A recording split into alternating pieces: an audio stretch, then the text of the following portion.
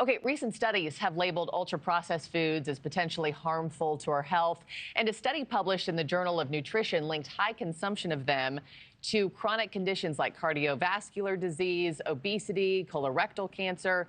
But how do you avoid ultra-processed foods at stores when shelves are stocked with it? Joining me now, I have clinical dietitian Jessica Wilson, who actually just wrote an article on the topic titled, "Ultra-Processed Foods Have a Terrible Reputation. They don't deserve it." She's also the host of the podcast, Making It Awkward. Welcome to the show. Thank you so much for being with me.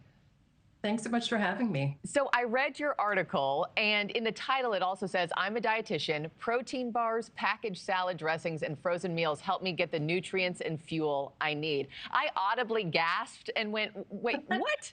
I mean, are you an outlier in your world, you think?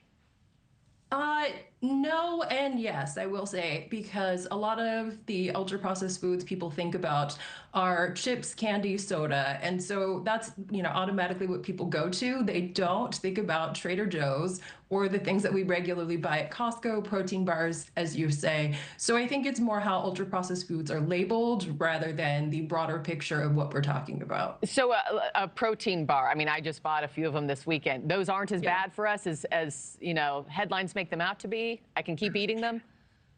Yes, you can keep eating them. The goal is not necessarily to take anything away. It's just oftentimes to add fruits and vegetables to what we're already eating. I'm definitely not saying hot Cheetos are everybody's snack. I'm saying that, that vegan cheeses, vegan oat milk, right? Something that can be a staple. Those are technically ultra processed foods. Yeah. And so take me through this month of eating. You ate ultra processed foods for a month where you say you felt better at the end of it. What am I missing, and what exactly did you eat? I was basing my experiment on another doctor who ate 80% of his diet from ultra-processed foods. I thought I would feel the same. I thought the experiment was kind of dramatic on his part, so I just wanted to replicate it for my clients. I had been skipping meals, calling snacks meals, doing, the typical thing, even though I'm a dietitian. So it turns out when I didn't have to make decisions, when I didn't have to make choices, when Trader Joe's tamales or chicken sausage was already in my freezer or, my fridge, I ate the meals and I wasn't as tired. I was more active. And most importantly, my spouse says that I complained more about having to do all the adulting I have to do. You also say in the article it helped with your anxiety, yes? Yes, right? And that's a that big deal for a lot of people.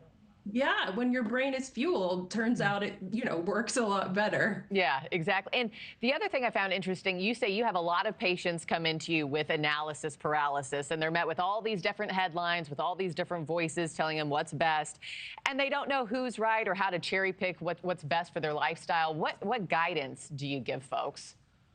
I always start with fruits and vegetables. So if it is a frozen pizza on a Saturday, because that's all we can do, can we also add, a bagged salad or some frozen vegetables on the side? So always the add in. I always encourage people to know that they're doing their best. If sugar is the first ingredient on the label, perhaps choose something different if it's for a meal.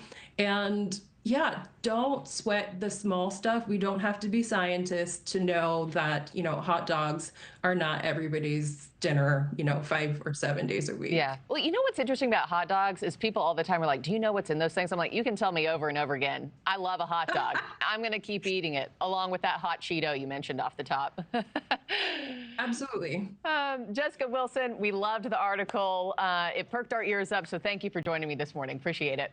Thanks for watching, everybody. Go to joinnn.com to find NewsNation on your television provider. Also, don't forget to click that red subscribe button below to get more of NewsNation's fact-driven, unbiased coverage.